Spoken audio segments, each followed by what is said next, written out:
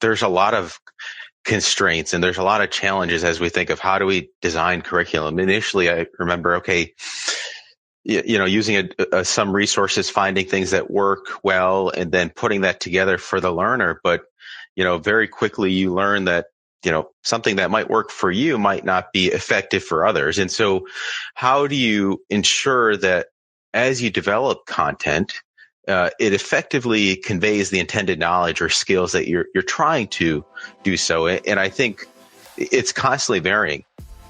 You're listening to Parallax from Radcliffe Cardiology in association with makeadent.org. Here is your host, Ankur Kalra, MD.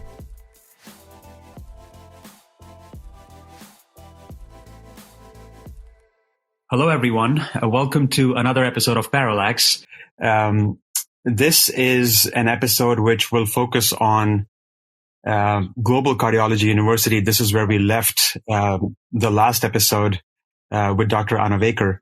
And for those of you who haven't had a chance to listen to the mini-series that Dr. Anavekar and I recorded for Parallax, I would both request as well as recommend that you go back and listen to those 3 episodes as we delve into several philosophical concepts which intersect with our lives as physicians and cardiologists, and also doctors who are passionate about medical education and postgraduate medical education as well as research. So with that preamble, I have with me today the team from Global Cardiology University. It's interesting that we have an attending physician in Dr. Nandan Anavekar, whom all of you know well. And then we have Dr. Anthony Kashou, who is a cardiology fellow at the Mayo Clinic in Rochester, Minnesota, and the founder of the EKG Guy. If you haven't had a chance to look at that platform, I highly recommend that you start following him on Twitter. And, when I speak with him, he'll be sharing his Twitter handle. And I think on his Twitter profile, you can find the URL to the EKG Guy platform, which is a wonderful tool for learning EKGs. And then we have Dr. Rama Ellauzi, who's a first-year internal medicine resident at Henry Ford Hospital. And she also is part of the Future Leaders program from High Value Institute. So I've got quite the guest panel with me today. And Nandan, Anthony, and Rama, thank you so much for being with us on Parallax, and thank you so much for doing this for us on a Saturday morning at such a short notice. Welcome on the show. Thank you, Ankur, for having us. No, my pleasure. So Nandan, I'm going to start by asking you about the concept behind Global Cardiology University and sort of the genesis of Global Cardiology University. Yeah, well, again, just to mention again, it's just wonderful to be here with you, and also just to share this conversation with both Anthony and Rama. And Anthony, feel free to interject, but if I recall, this all started, when you actually began at Mayo as an intern, with just sideline conversations about our sort of combined interest in education and how we can make things better, given our both personal experiences of how challenging it was to learn in the post graduate sort of learning environment. It took us a few years, I think, before we started developing a plan. And utilizing, to be honest, a really well-oiled machine, which is the platform that Anthony has put together. And I think it's best that he speaks to that. But utilizing that platform and utilizing, the struggles and the lessons that we learned as learners, we came together to think about how we can provide lessons for the entry level trainee. Because I think we often forget about that entry level trainee that starts a program and doesn't know where to go and where to start their learning journey. And so for that reason, Anthony and I first sort of, partnered together came up with a plan, and really, early mornings, late evenings, weekends, we just inched away and moved things forward. With that, we started bumping into learners who had that same passion. And with that passion, that thought sort of manifested into a reality. And that really was the conception of GCU. But I'd love to hear from Anthony and Rama, their sort of impression of my description. Yes, I'm going to start with Anthony next. And I think this is such a rich episode because we have physicians in different stages of their careers. And I think it's just wonderful to have a 360-degree perspective on this topic. So Anthony, well, first of all, congratulations on building a platform with quite the name, the EKG Guy. So congratulations on that. Why don't you tell us about how you came up with the concept, and what was the motivation for you to start something like the EKG Guy? Thank you, Dr. Kalra. And it's so nice to be on also with Nandan and Rama, who I always look up to. And I think just as Nandan put, he always eloquently has the right words to say. But, for me, it began early on. It was actually a little before intern year back in medical school that I noticed even during the first 2 years, you saw the landscape of education changing. We had more of the traditional learning style, but there were a lot of new resources that I was using that I found helpful. And so did colleagues that it had really seemed to change where the future of medical education was going. And I think we've quickly seen that advance over the recent years. But about 7-8 years ago in medical school, that's kind of, I knew I wanted to do cardiology.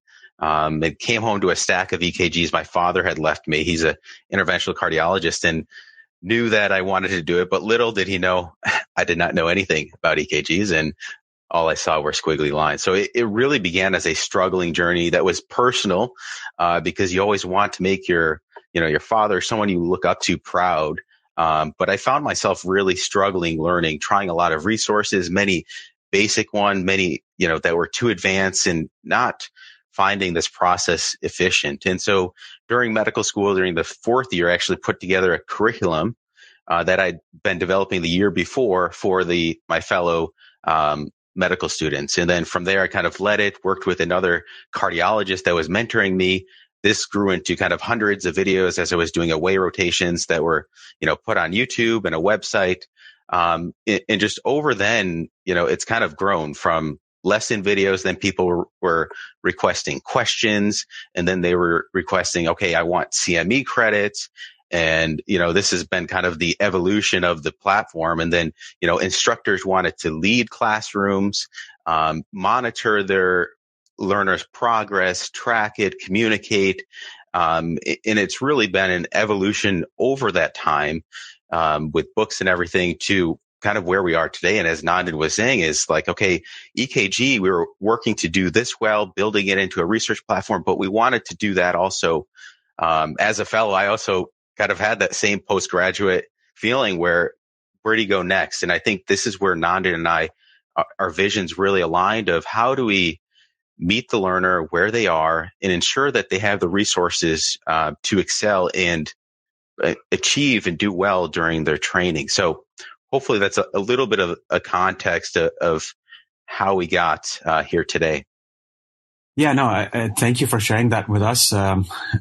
As you were sharing your anecdote with a stack of EKGs with your father, who's an interventional cardiologist, that resonated significantly with me because I have a similar anecdote of picking up EKGs in high school. My father is a cardiologist and wanted me to, get into medicine. And I think he was very pleased when I entered medical school after high school. And, my very first year, he would start getting EKGs from work. Like every father wanted his son to pick up things early on and start excelling. And it's incredible how the passion to teach the next generation, begins at home. So thank you for sharing that anecdote with me. I think that resonated really well with me. And then, I think it starts like with anything novel, and with anything that is a passion or an obsession project. It starts with trial and error, and then it keeps growing. I think we all can resonate with that. I can share a similar story about Parallax and makeadent.org. Rama, how did you get on board with GCU, with Global Cardiology University? And you are at the beginning of what will be, I think, the most beautiful part of your career, and that is to be a trainee. I look back 6 years from where I am now, and I can say that the training years are the best years, and I'm sure Dr. Anavekar will agree with that. But how did you start your journey with GCU? First, I just want to mention how I'm really excited to be amongst very distinguished physicians and educators. It's really an honor to be here. Thank you very much. As I always had passion for medical education since I was in med school, and I aspired to become a cardiologist. I've heard a lot about Dr. Anavekar and Dr. Kashou, and what really inspired me by them is their devotion and dedication towards medical education. We've connected, and I learned about GCU, and luckily I joined the team. I really consider myself very blessed to be supported by great people and be surrounded by them at an early stage of my career.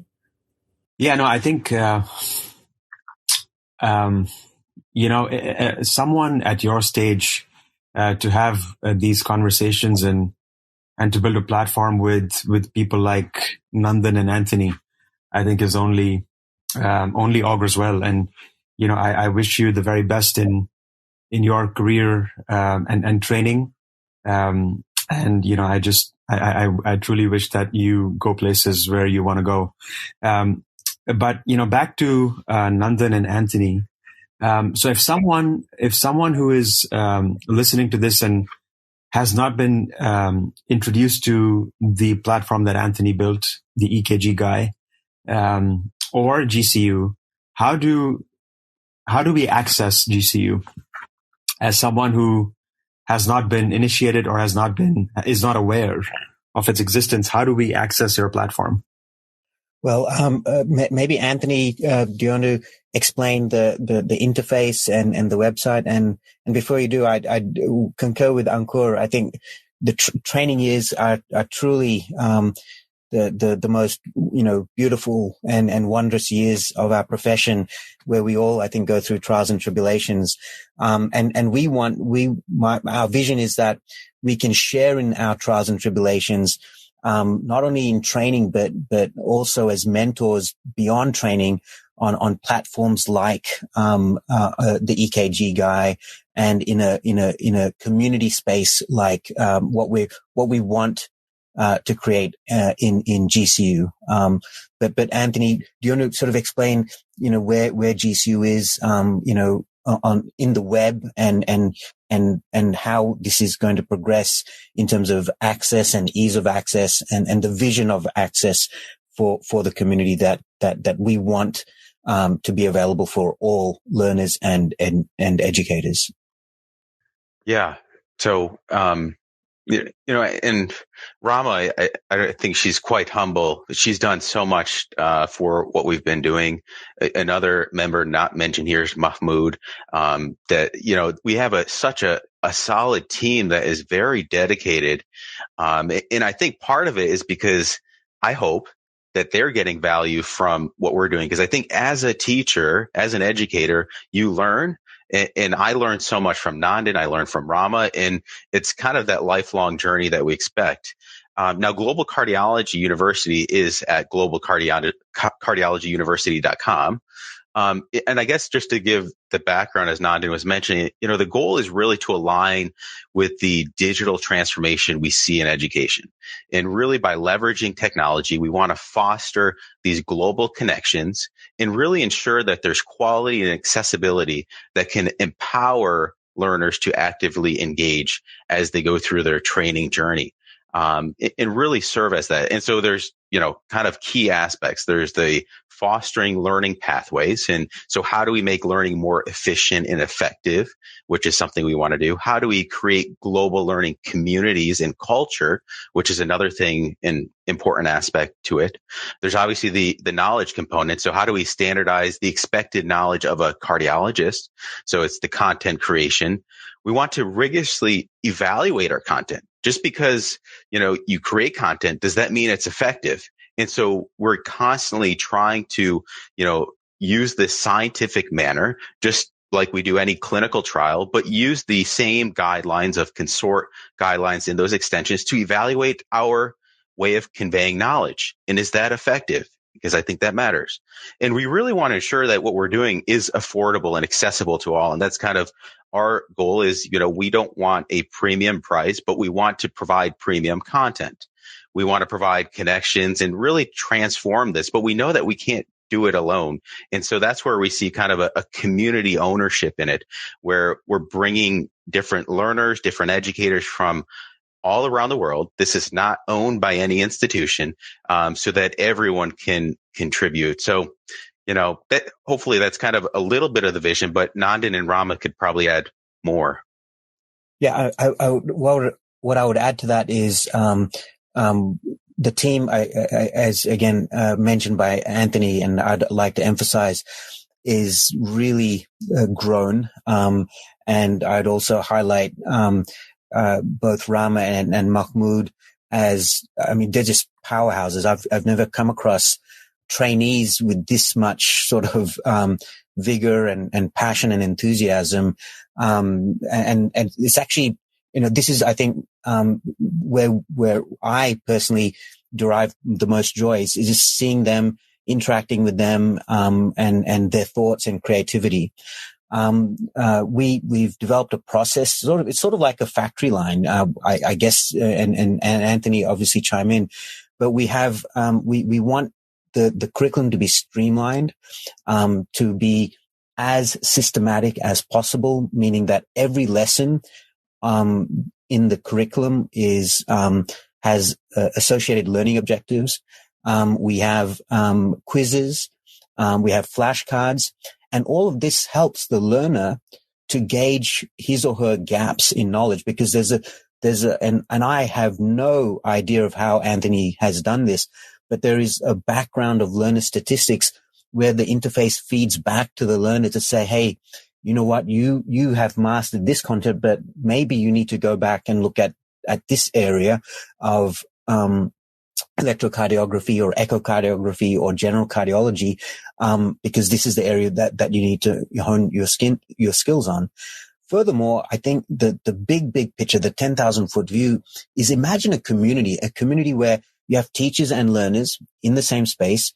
And just as I've been on call for echo and Ankur, you've been on call for intervention, we can have teachers on call. So you could have a learner in a different part of the world asking a question being answered in real time by a teacher in another part of the world, in a different brick and mortar institution.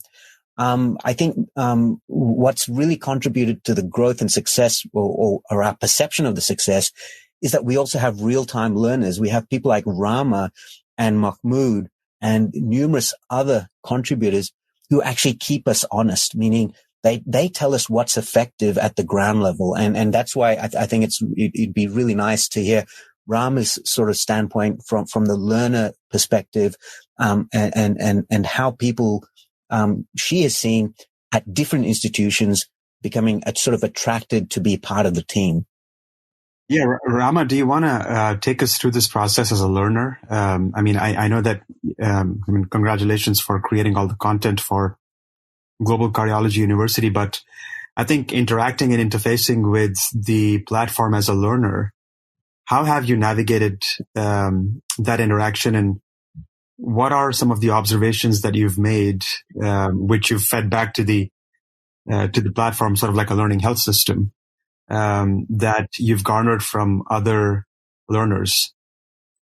Really, it's really fulfilling to see how GCU is growing over a short period of time. Like from starting as a thought and the concept by Dr. Kashou and Dr. Anavekar to a high technology, accessible platform for everyone to use. It's really an amazing thing. And I really think there's a lot of like aspects at GCU that's really unique in such a way it makes people are really attracted to it, such as that it's really available for all learners. Even if you're a med student or a fellow or a faculty, there is a place for you to learn at the Global Cardiology University. And we deliver our content in different ways, such as videos, infographics, flashcards, and question bank. And this really creates diversity and like receiving the information. There is a really, what I really think that's very unique. And my favorite thing about GCU is that's really interactive. It's really an integrated platform by like connecting social media platform with a learning platform. You can create your profile like any other traditional social media platform, add people as a friend, comment, like, and post. And this really creates a community for people to share their experiences, share their knowledge, and share their achievements. So this is really a wonderful journey for me. And I feel like I really want to grow as an educator in this journey with the Global Cardiology University. Yeah, Anthony, congratulations on building the web that informs you how the learner is progressing in his or her journey. I think that is truly fascinating. So congratulations on doing that. My question to you is, I'm sure this is a very dynamic process and the knowledge is ever expanding. At what point do you think that new knowledge should become part of the curriculum? I mean, is that, the question that I'm asking you, or the point I'm trying to get at is there a vetting process for content to be made part of the curriculum? Is that a fair question? It's a really good question because it kind of goes back to what does curriculum design and structure and development look like? And then how do you incorporate new content? And I would say, and Nandan could probably even chime in, when we create content or how something is or even a lesson, right? You put a lesson together. It might come out to only be 10 minutes, but there's probably close to 50 hours of stuff that goes into putting 10 minutes of content together. But how do you do that? And for what we try to do is really assume that the learner has no knowledge, right? And so we don't really introduce new terms without explaining them. We really start at the foundational level and hope that builds on it. And so, a learner might say, okay, Global Cardiology University, I'm still a medical student. It's not for me, or I'm still a resident. Well, if you go through, say, Nandan's lectures on echo, it assumes that you don't know anything about echo. And, we try to do that with all our curriculum so that it builds on it. Now, you mentioned, how do you add new content? Well, I think the new content should be added on top of the foundational knowledge. And so we ensure that there's a foundation that the learner could build on. They get to a certain level. And then as you progress a little more, it's like, okay, how do I manage this clinically? How do we incorporate some of the new findings in the research world that are adopted by the guidelines, which can sometimes be a little slower than are in the guidelines? So how do we add that? And I think that's where bringing on experts from around the world to help review content, add their own insights, give their experience, because I will tell you, pretty much probably apart from EKGs in a small section, I would, and even that, I don't think I'm an expert. And I think there's far better people that know the topic better that can add to it. And so it's that idea of realizing we can't do it alone, but there are a lot of people. And I think with a team, it does really make light work. And that's what we've seen here. But I'll let Nandan kind of add, or Rama, to that. Yeah, I will add. I totally agree with what you've said, and I think the term we use is we use a layered approach to developing the curriculum. What we are hoping for. So number one, I think I should have probably said this at the get-go. I don't feel, and I certainly think Anthony and our entire team, we don't feel that GCU should be considered or aiming towards becoming a replacement for anything. The analogy I make is that, the way we interact with our world is through different sense organs. So an eye sees, the nose smells, the tongue tastes, the skin touches. And when you remove the eye, you miss out on the magic of experiencing the world through the eye. And similarly, what we're saying is, or what we're hoping for is that the community like GCU represents similarly an instrument through which learners who are seekers of knowledge can tap into that knowledge, not as a replacement for other resources, but hopefully to complement the other resources that are there. Now, by building a community, I think the community itself defines the next step of addition, or not necessarily addition, but the understanding of knowledge that is yet to be understood. So what we're hoping is that as the community grows, as the learners digest what is already there, that they will come back with questions. In a prior sort of conversation we had, Ankur, we talked about, what is required to learn, and the three philosophical sort of concepts. The Sanskrit were Shravana, Manana, and Nididhyasanam. So Shravana is the basic listening of a lesson that is created by a teacher, made for a learner who values that knowledge. Manana is when that learner allows their mind to ask questions, to bring up doubts about what was listened to. And those questions allow for the learner to understand.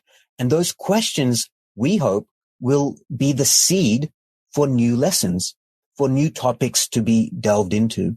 And then finally, Nididhyasana. And that's really the contemplative aspect of the learning process, where what we have understood as knowledge becomes then ingrained in who we are. And so I certainly personally feel that this community is a strength. It sort of derives that learning environment that has been philosophically sort of described over, thousands of years ago, and which, if put into practice, I think not only provides our profession with a unique way of preserving what we have and pushing the frontier forward, but also, I think, provides an element of just absolute joy and wonder, and brings us closer together in this ever expanding world and profession that we all belong to. But with that, maybe Rama has some comments about that as well. I totally agree with you, Dr. Anavekar. I believe that our team has really infectious passion and tireless energy, and team from all over the world, from different levels of their training. We all share the passion for medical education and cardiology. And on a personal level, my involvement with the Global Cardiology University has really contributed in my growth in the different ways, including academically, while creating the content and trying to summarize the content and watching, going through the videos itself, really have reinforced my foundation in cardiology. And I really connected with very amazing fellows and faculty members who share my passion towards medical education. And these connections have blossomed into lifelong mentorship and friendships that I really value. I'm very happy to be part of this team. Yeah, this is an open question, and any of you can answer in whatever chronology you determine.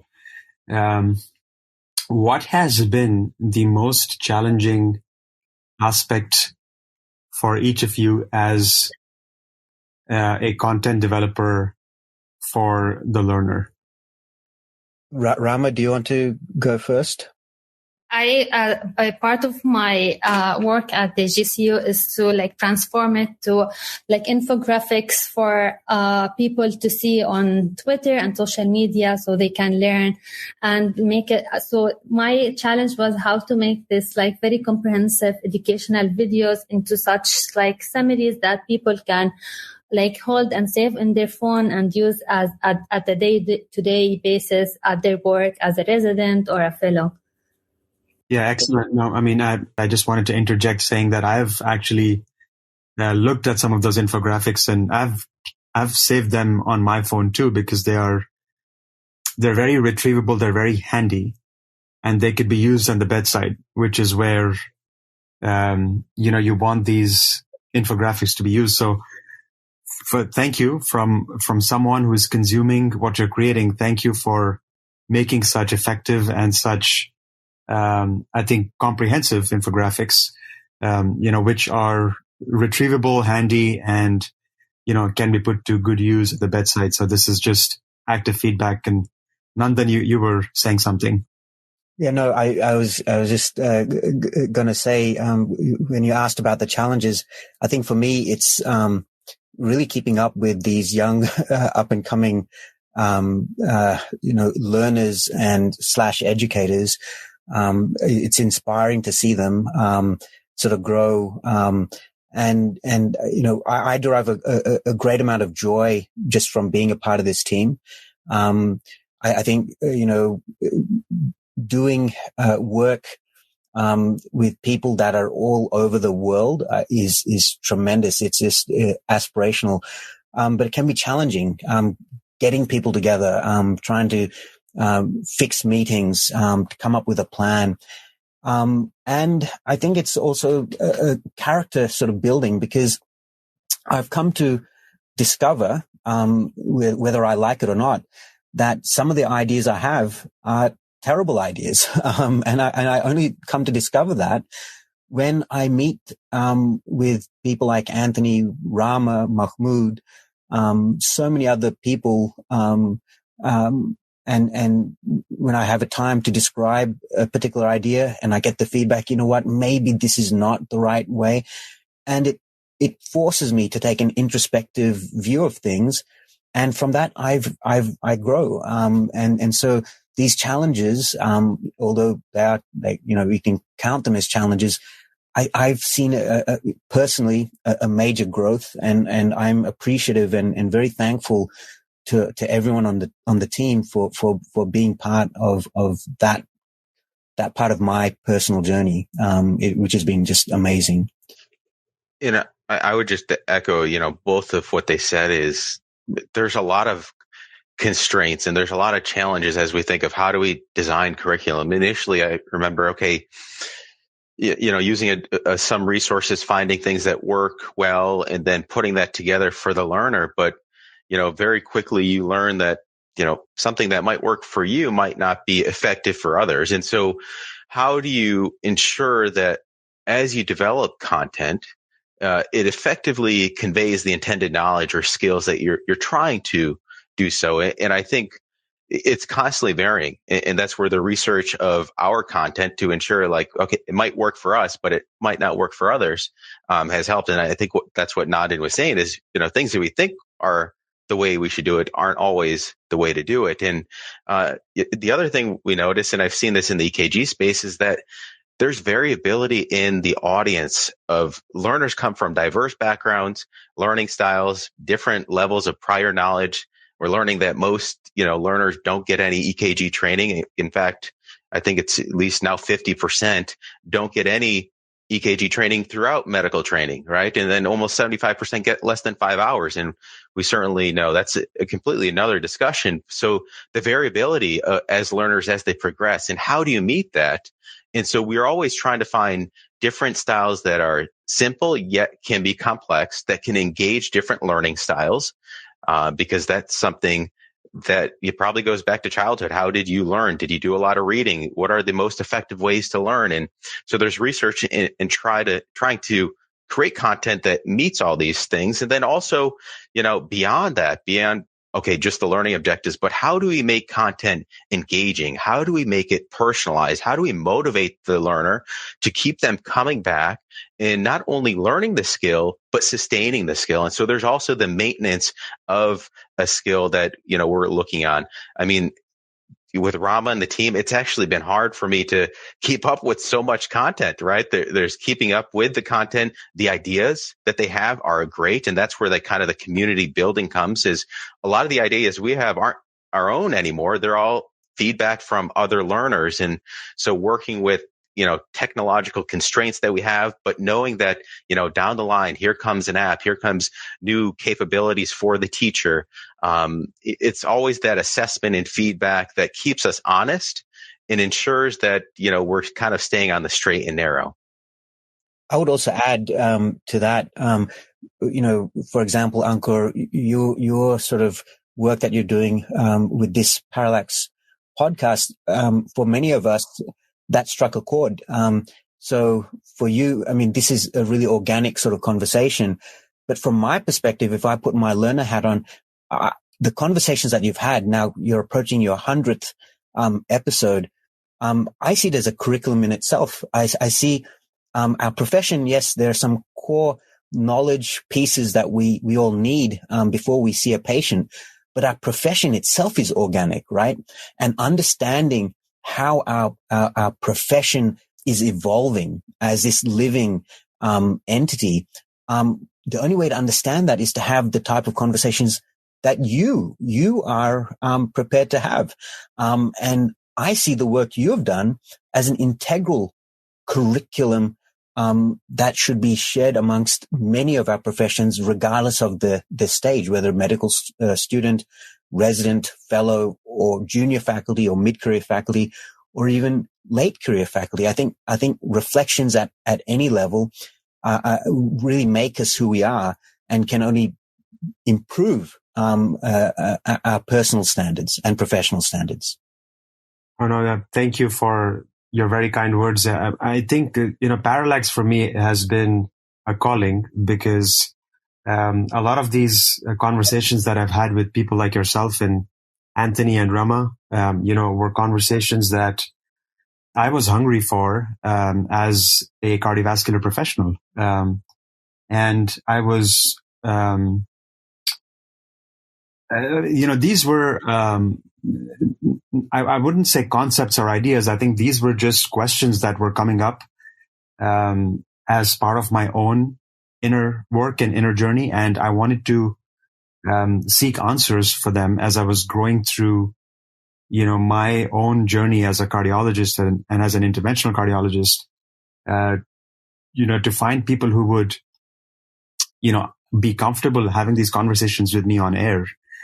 And then, I think I've sort of, maybe I've discussed this with you in person, but I think Parallax it started out as, us summarizing the review articles which were being published in US Cardiology Review, which is one of the journals that Radcliffe publishes.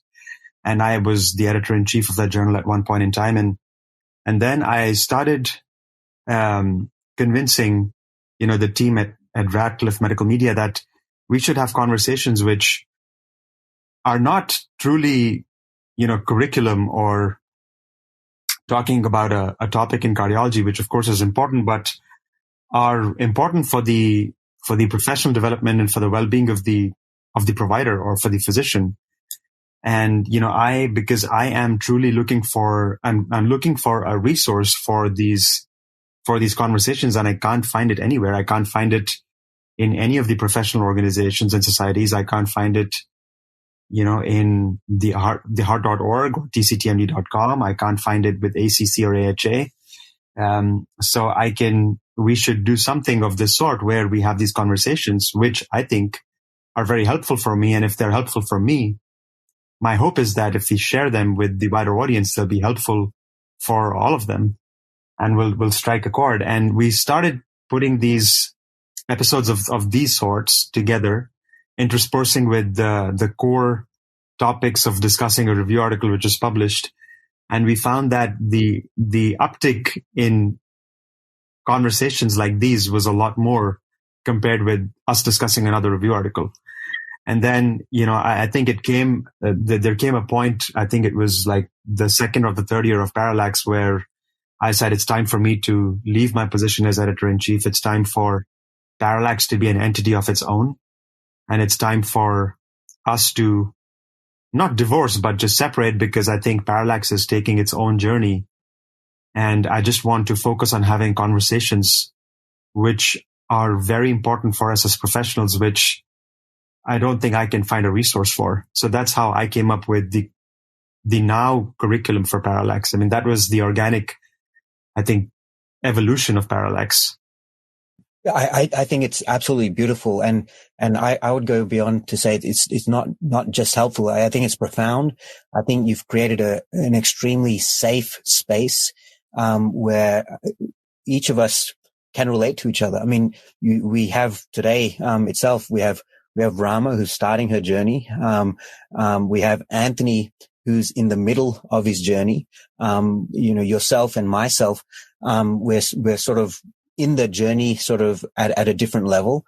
And I would go as far as to say we've all had similar anxieties, and I think there's something that creates an assurance, for me anyway, to hear that others have gone through similar struggles and others have different reflections. And it's been for me personally, I can tell you, Ankur, it's really been a profound experience. And I've really enjoyed having these conversations with you in the miniseries. But my God, I've loved going back to the other episodes and the amazing guests that you've been able to procure. It's phenomenal, and you much to be congratulated on.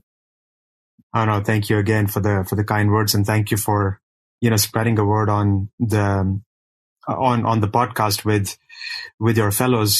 So I think final few minutes for the episode, and I'll have maybe you and Anthony and Rama chime in on this. What is the current? This is getting into the objective content. What is the current state of curriculum? If someone wants to, for example, access knowledge on echocardiography and is planning on taking the echo boards again. Actually, maybe I take the echo boards again next year. I think I'm coming up on my 10-year, because I took the echo boards in 2014, and it's going to be 2024 next year. So if someone is wondering, I need to brush up on my echo for the boards, and I think I should access GCU. What sort of content you have for a learner like me, or, if someone similarly wants to dabble into general cardiology curriculum, what sort of topics have you already, developed and matured? I might start off, and I think it's good. There'll be different perspectives here. So as we created content for, obviously, Anthony has, a magnitude I can't describe of content in electrocardiography. We have content in echocardiography and general cardiology. I'll speak a little bit about the content for general cardiology and echocardiography. Then I think it would be good for Anthony from the learner's hat, because he actually reviewed every single one of those contents and was sort of fundamental in developing learning objectives. And Rama has also reviewed content and is instrumental in the development of infographics and other learning materials. But in terms of the content that we have for general cardiology, I think we go through cardiac physiology. We cover every topic, and we have, I think, and Anthony, you can correct me, I think close to 90 lessons that covers structural heart disease, heart failure, congenital heart disease, including embryology, applied embryology. For echocardiography, I think we have close to 55 lessons, of which we include 14 lessons on just physics. And we, for all of the mathematics in echocardiography, we derive the formulas so that it is not a memorization type process. And the content is delivered in a sort of a chalk talk sort of paradigm. So what I do, over the past years for my trainees, and you've probably done the same, Ankur, you're on rounds and then you break rounds and then you get to the whiteboard and you write a few things down. But what we've done is we've taken that concept and systematized it for each and every topic that we see in general cardiology and echocardiography. And each lesson we follow a recipe, and that recipe is consistent. It sort of is woven through all of the lessons. So that's how the content has been produced. There is, I think, close to 50 or 60 hours of video content alone, and that's not looking at the notes or the handouts that have also been prepared for each of those lessons. It doesn't include the quizzes that have been prepared or the flashcards. And then from the learner perspective, I think maybe Anthony and then Rama, it'd be nice to hear your comments on this as well. Yeah, Rama, I'll let you go first. Thank you, Anthony. I think that it's really divided in a very user-friendly way, where you can find like the specific topic that you want under its section. It's like an umbrella for cardiology. We really cover general cardiology to EKGs and echo, as Dr. Anavekar mentioned. I think it's a very comprehensive source for all the learners to use at the different levels of their career, as I mentioned, and that's what makes it unique and very beautiful. Yeah, I would agree. Hopefully that's kind of what we're doing. I know it's always, we're still trying to find what is the best way, and I don't think we're there yet. I'm also not convinced that, the way we do it in others, areas are perfect yet. It's kind of that evolution. You mentioned, how is this perfect for board prep for your echo that's coming up next year? I don't know. I've never taken the echo board, so I can't talk for that.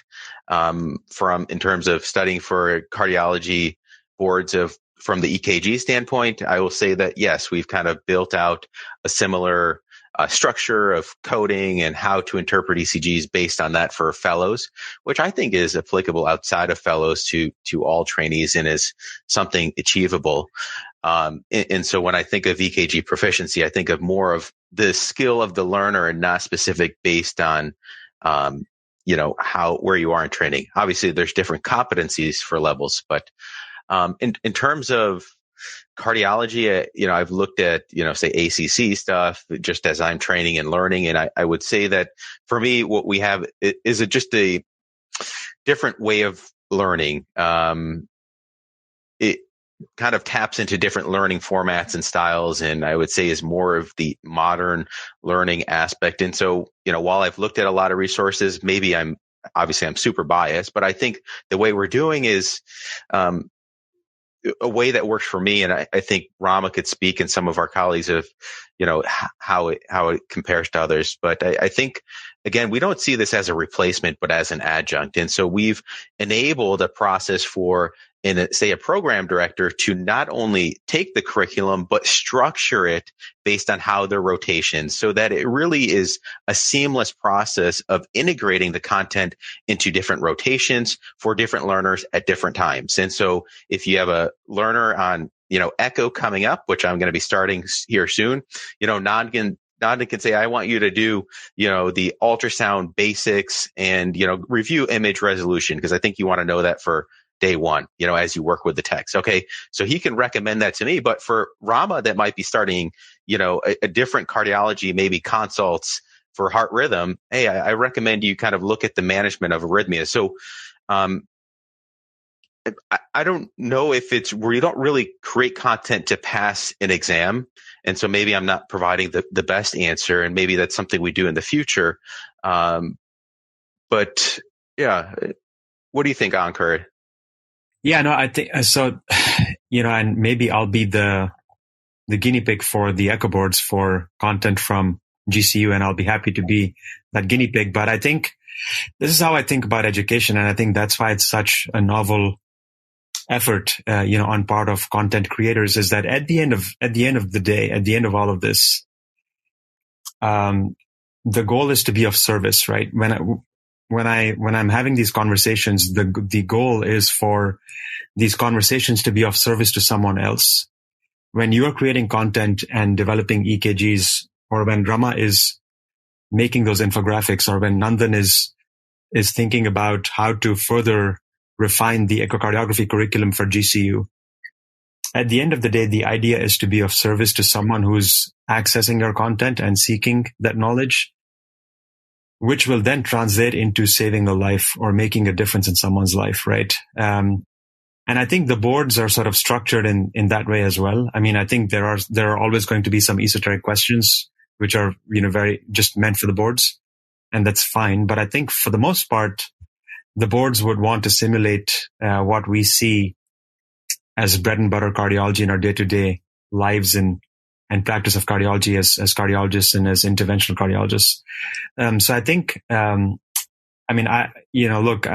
having spent 50 minutes with the three of you this morning, I'm very enticed that's the next thing I'm going to do, actually, to go to gcu.com, Global Cardiology University.com, and become a member and start accessing your content and be a learner. So I'm amazed and I'm enthused, and I'm in awe of what all of you, or the three of you and others at Global Cardiology University have created. So, thank you for doing what you've done. And, I will be an active participant, as well as, maybe as I go through your content and learn, if I have ideas that I feel I can share as a learner, then I'll share with you in person or through the platform. But, thanks again for everything that you've shared with us this morning. And thank you for all the efforts that you've put into creating something as beautiful as Global Cardiology University. Thank you so much, Ankur. It means so much coming from you. And I am personally counting on you as being an integral part of this community, and a participant and a teacher and a mentor. It means so much to me. Thank you so much, Ankur. Oh, no, thank you. A pleasure will be mine. Thanks again for inviting me and thinking of me. Thank you again for having us. It's been a true pleasure, and hope we can run it back at some point with you, and maybe flip the script and get a little more of Parallax and how you've kind of developed this. It was really neat to hear some of that story. Yeah, no, thank you.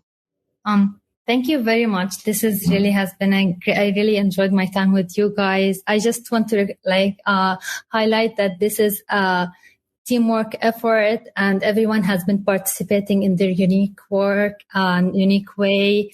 And we all aim to provide opportunities to people who are less privileged around the globe, and give them access to a medical education as well. And that's really what makes me more passionate to work with Global Cardiology University.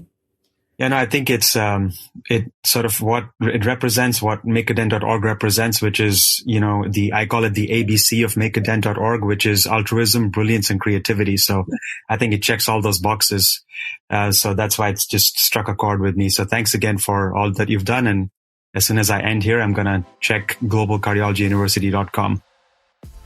We hope you enjoyed today's podcast, produced by Radcliffe Cardiology in association with makeadent.org.